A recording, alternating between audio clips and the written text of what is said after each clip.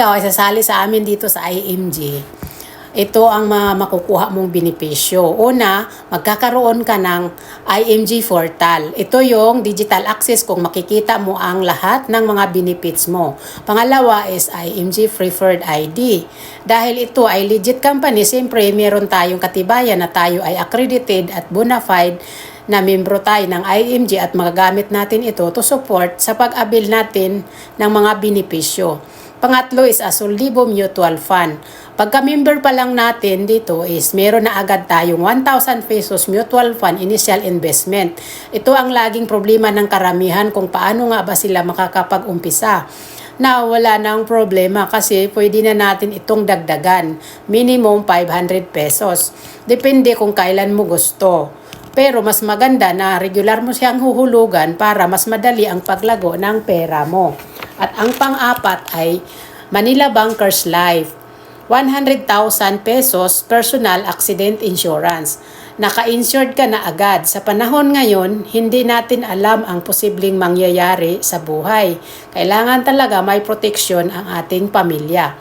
Malaki din ang 100,000 pesos para sa kanila. Calamity at Emergency Financial Assistance Program up to 50,000 pesos for floods or baha, bagyo, landslides, lindol at sunog para sa bawat membro. Panglima is Kaiser e-Health Card.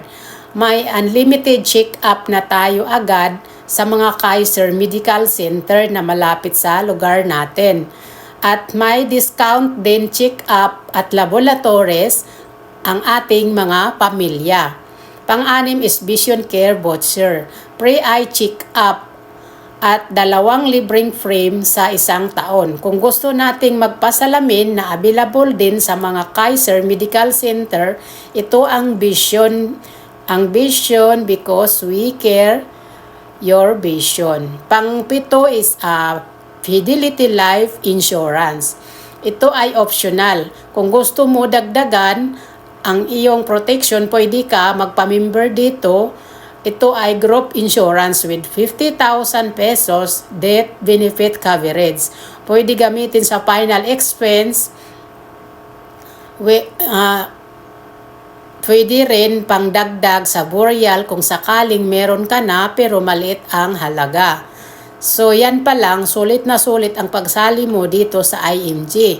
Kalahati pa lang sa mga benepisyo ang nabanggit ko.